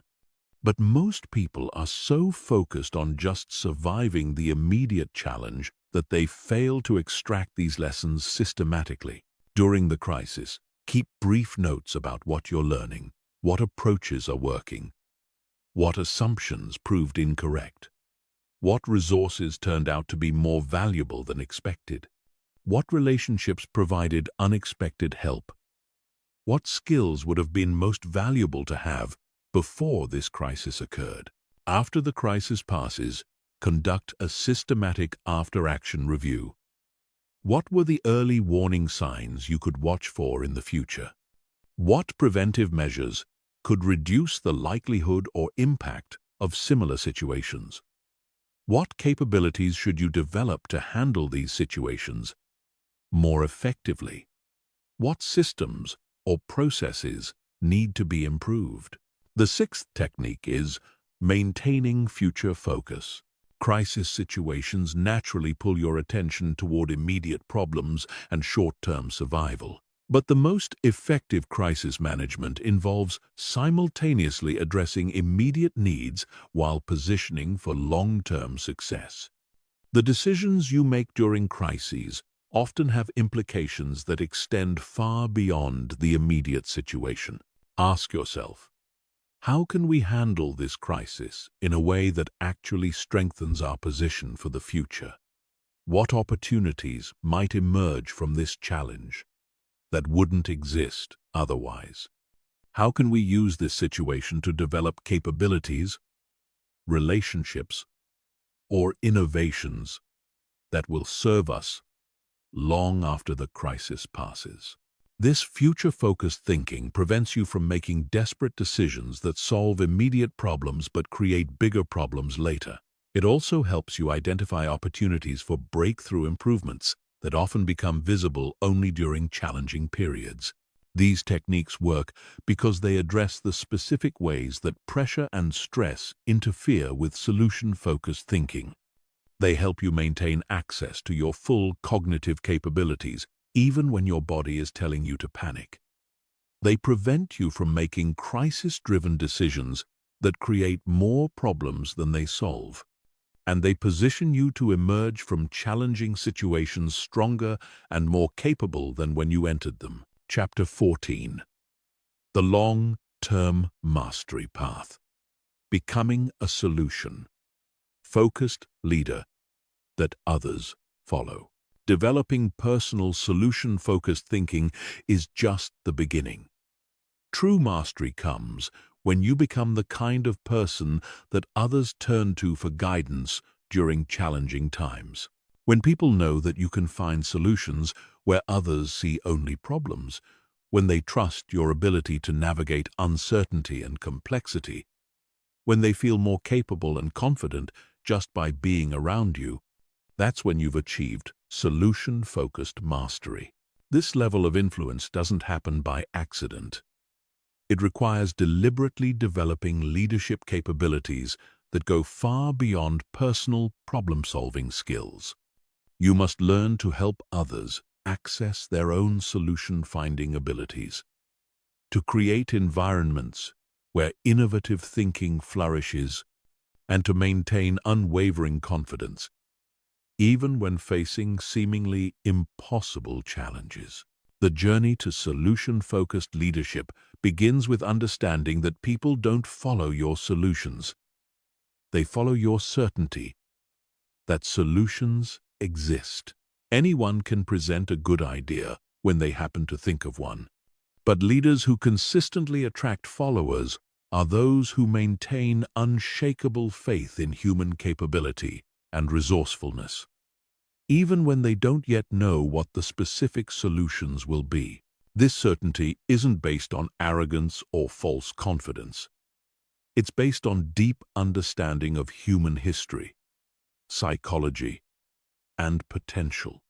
Throughout history, people have consistently found ways to solve problems that initially seemed impossible.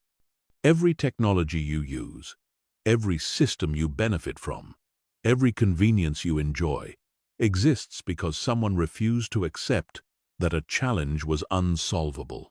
Solution-focused leaders understand this pattern and communicate it to others through their energy, language, and decision-making.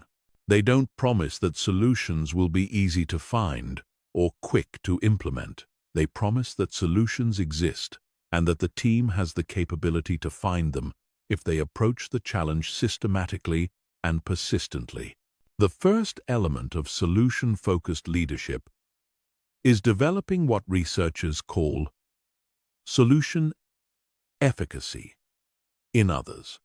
This is the belief that solutions are possible and that the individual has the capability to contribute to finding them. Most people have been conditioned to believe that significant problems require expert solutions from somewhere else. They've learned to feel helpless when facing complex challenges. Solution-focused leaders help people rediscover their own problem-solving capabilities. They do this by asking questions that guide people toward their own insights, rather than providing answers directly. Instead of solving problems for others, they help others become better at solving problems themselves. This builds long-term capability rather than creating dependency. This involves strategic questioning that helps people access their own knowledge and creativity. What has worked in similar situations? What resources do we have that we haven't fully utilized? If we could solve just one aspect of this challenge, which aspect would create the most impact? What would someone from a completely different background do in this situation? These questions serve multiple purposes. They shift people's attention from problems to solutions. They help people realize they often know more than they initially thought. They encourage creative thinking by opening up new perspectives. And they build confidence by helping people experience success in solution finding. The second element is creating psychological safety for experimentation and failure. Innovation requires risk-taking, and risk-taking requires an environment where intelligent failures are treated as learning opportunities rather than disasters. Most people have been trained to avoid failure at all costs, which severely limits their willingness to attempt creative solutions. Solution-focused leaders understand that breakthrough solutions often emerge from failed experiments. They create cultures where people feel safe to propose unconventional ideas, test unproven approaches, and learn from outcomes that don't meet expectations. They celebrate intelligent risk-taking, even when it doesn't produce desired results. This doesn't mean accepting careless mistakes or repeated failures from the same causes. It means distinguishing between failures that result from insufficient effort or attention and failures that result from genuine experimentation with new approaches. The first type should be discouraged. The second type should be encouraged and learned from. The third element is systematic capability development in others. Solution-focused leaders don't just solve today's problems, they build their team's capacity to solve tomorrow's problems more effectively. They invest time and energy in developing others' solution-finding skills, decision-making abilities, and confidence in handling uncertainty. This involves providing stretch assignments that require people to develop new capabilities. It means offering coaching and mentoring that helps people reflect on their problem-solving processes and identify areas for improvement. It includes creating opportunities for people to learn from each other's successes and failures. Capability development also involves exposing people to diverse perspectives and approaches. Solution-focused leaders help their teams learn from other industries, disciplines, and cultures. They encourage reading, learning, and skill development that expands people's toolkit for addressing challenges. They understand that the more approaches people know, the more likely they are to find effective solutions. The fourth element is strategic communication that maintains team confidence during uncertainty. Leading through challenging times requires the ability to acknowledge difficulties honestly while maintaining collective belief that solutions will be found. This is a delicate balance that requires sophisticated communication skills. Solution-focused leaders learn to frame challenges in ways that motivate rather than discourage action. They provide enough information for people to understand the situation without overwhelming them with complexity or catastrophic thinking. They break down large challenges into manageable components that feel achievable rather than impossible. They also communicate confidence through their own emotional regulation. People constantly monitor their leaders' emotional states for clues about how seriously to take various situations.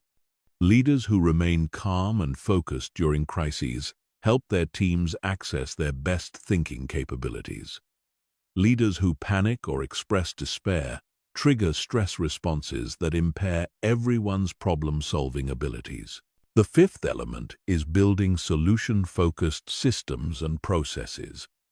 Individual leadership is powerful, but systematic leadership creates sustainable results that persist even when the leader isn't present.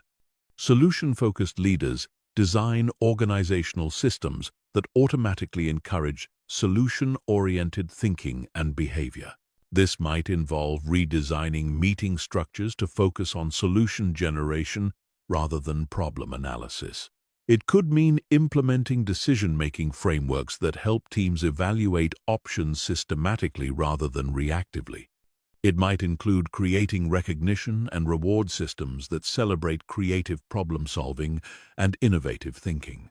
The goal is to embed solution-focused thinking into the organization's DNA so deeply that it continues to operate effectively regardless of who's in leadership positions. This requires thinking systematically about how culture is created and maintained through everyday practices, policies, and procedures. The sixth element is developing other solution-focused leaders. True leadership mastery involves creating other leaders rather than just accumulating followers. Solution-focused leaders actively identify and develop other people who show potential for solution-oriented leadership. They provide mentoring, opportunities, and support that help others develop their own leadership capabilities. This multiplication effect creates exponential impact. Instead of being limited by your own personal capacity, you create a network of solution-focused leaders who can influence far more people and situations than you could address individually. This is how lasting change is created in organizations and communities. The seventh element is maintaining personal growth and learning. Leadership development never ends because the challenges leaders face are constantly evolving. Solution-focused leaders remain committed to their own learning and development throughout their careers. They seek out new ideas, approaches, and perspectives that can enhance their effectiveness. This involves staying curious about human psychology, organizational dynamics, innovation processes, and emerging challenges in their fields. It means seeking feedback from others about their leadership effectiveness and being willing to adjust their approaches based on what they learn. It includes maintaining relationships with other leaders who can challenge their thinking and share different perspectives. Solution-focused leadership is ultimately about creating more solution-focused thinking in the world. Every person you help develop solution-finding capabilities goes on to help others develop similar capabilities. Every organization you influence towards solution-focused culture becomes a model for other organizations. Every challenge you help people solve builds their confidence to tackle even more difficult challenges in the future. This ripple effect is how individual mastery becomes societal transformation. By committing to the long-term path of solution-focused leadership, you're not just improving your own life or career. You're contributing to a fundamental shift in how humanity approaches its challenges, from reactive problem focus to proactive solution creation. Chapter 15. Your solution-focused future. Living beyond problems forever.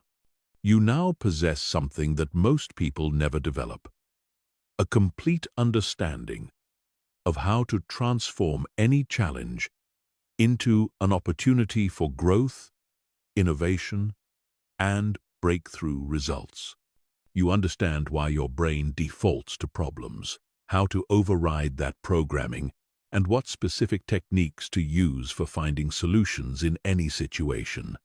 More importantly, you understand how to make this way of thinking automatic, sustainable, and influential in every area of your life. But knowledge without application remains just interesting information.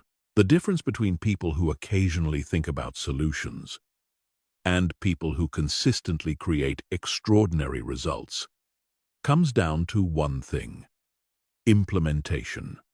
Everything you've learned means nothing unless you commit to making solution-focused thinking your default mode of operation. Starting today. Starting with the very next challenge you encounter. This isn't about perfection. You will still have moments when you slip back into problem-focused thinking. You will still encounter challenges that initially feel overwhelming. You will still face situations where the solutions aren't immediately obvious. The difference is that now you have a systematic approach for redirecting your thinking, a comprehensive toolkit for finding solutions, and the confidence that comes from understanding how solution finding actually works. The most successful people in any field share one characteristic: they understand that extraordinary results come from consistently applying simple principles over long periods of time. They don't succeed because they have access to secret information or special advantages. They succeed because they do what everyone else knows they should do, but most people don't actually do consistently.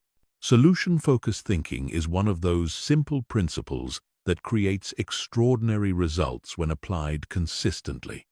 Every day that you choose solutions over problems, every conversation where you redirect from analysis to action, every challenge where you ask, "How can I solve this?" instead of, "Why is this happening?" you're building a track record of results that compounds over time. The compound effect of solution-focused thinking is more powerful than most people realize. Each problem you solve makes you better at solving the next problem. Each solution you implement teaches you something that helps you find future solutions more quickly. Each challenge you overcome builds confidence that allows you to attempt more difficult challenges. Each success creates momentum that makes the next success more likely. Over time, this compound effect creates a massive advantage over people who remain trapped in problem-focused thinking. While they're spending their energy analyzing what's wrong, you're spending your energy implementing what works. While they're getting stuck in cycles of worry and analysis paralysis, you're moving forward with clear action and consistent progress. While they're becoming experts on their problems, you're becoming an expert on solutions. But the real transformation goes beyond just getting better results. When solution-focused thinking becomes your automatic response to challenges, It changes who you are at a fundamental level. You stop seeing yourself as someone who has problems and start seeing yourself as someone who finds solutions. You stop feeling like a victim of circumstances and start feeling like the architect of your outcomes. This identity shift affects every aspect of your life. In your career, you become known as the person who makes things happen, who can be counted on to find ways forward when others are stuck. In your relationships, you become someone who brings out the best in others, who helps people feel more capable and confident. In your personal development, you become someone who consistently grows and improves rather than staying stuck in the same patterns year after year. People will start coming to you for advice, guidance, and collaboration because they know you approach challenges differently. They know that when they work with you, problems become opportunities, obstacles become learning experiences, and setbacks become setup for comebacks. You become a magnet for other solution-focused people and opportunities that require solution-oriented thinking. The ripple effects extend far beyond your immediate circle. Every person you help develop solution-focused thinking becomes better at helping others do the same. Every organization you influence toward solution-focused culture becomes more innovative, resilient, and successful. Every challenge you help solve creates a model for how similar challenges can be addressed in the future. This is how individual transformation becomes societal transformation. By committing to solution-focused thinking in your own life, you're contributing to a fundamental shift in how humanity approaches its greatest challenges. Instead of being overwhelmed by problems, we become excited by possibilities. Instead of being limited by current constraints, we become motivated by future potential. The future belongs to people who can find solutions where others see only problems, who can create opportunities where others see only obstacles, who can maintain confidence and creativity when others are paralyzed by complexity and uncertainty. The future belongs to solution-focused thinkers, and now you're one of them. But your journey is just beginning. Solution-focused mastery isn't a destination you reach and then coast from. It's a way of living that requires continuous practice, refinement, and growth. Every day presents new opportunities to strengthen your solution-finding capabilities. Every challenge is a chance to test and improve your skills. Every interaction is an opportunity to model solution-focused thinking for others. The path forward is clear. Start immediately. Take the next challenge you're facing and apply the frameworks you've learned. Ask solution-focused questions. Generate multiple options. Implement the best solution systematically. Document what you learn. Share your insights with others. Build your reputation as someone who finds ways forward when others are stuck. Remember that every expert was once a beginner, every master was once a disaster, and every breakthrough started with someone who refused to accept that a problem was unsolvable. You now have everything you need to join the ranks of people who consistently create extraordinary results through solution-focused thinking. The only question that remains is this: will you commit to applying what you've learned? Or will you let this knowledge remain just another interesting idea you heard about once? The choice is yours. But understand that this choice will determine whether you spend the rest of your life as someone who has problems or someone who finds solutions. Your solution-focused future starts now. The next challenge you face is your first opportunity to demonstrate that you've truly transformed how you think about problems. The next conversation you have is your chance to model solution-focused communication. The next decision you make is your opportunity to choose progress over problems. Everything you want in life is waiting on the other side of challenges that need to be solved. Every goal you want to achieve requires overcoming obstacles that initially appear insurmountable. Every breakthrough you desire depends on your ability to find solutions that others haven't discovered yet.